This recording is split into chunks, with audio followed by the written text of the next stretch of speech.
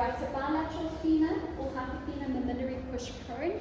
So this is one that can be done flexion, extension, lateral flexion, or rotation.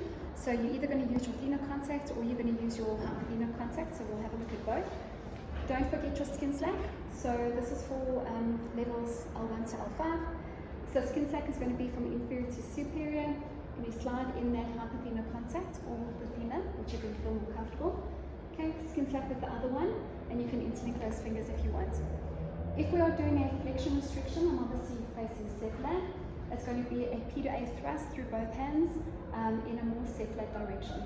Okay, and with these, I said that you can do them on the drop piece, which will probably be more comfortable for the patient.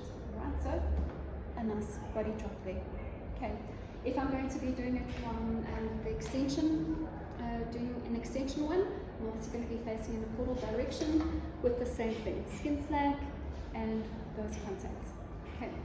If I am going to do a rotary or lateral flexion restriction, we're just going to still take a bilateral contact.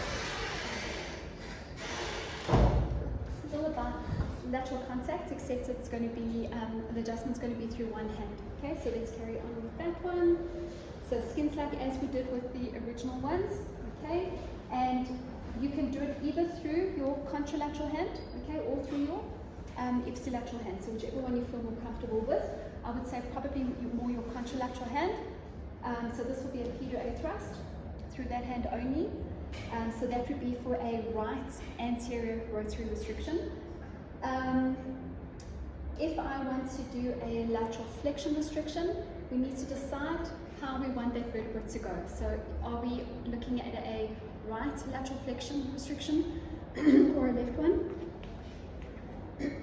So if it was a right lateral flexion restriction, theoretically I'd want either the right side to go down or the left side to go up. So it depends on how I want to do that. In this position, I can't really go downwards, but I can thrust in a more cephalad direction.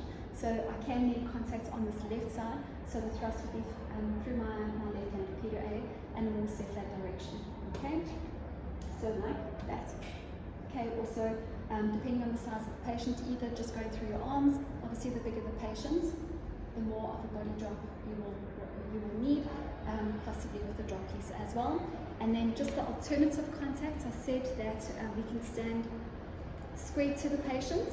And we can do this one where my caudal hand is going to thrust cephalad and my indifferent hand is going to thrust caudal. So this would be for a lateral flexion restriction and a drop on that.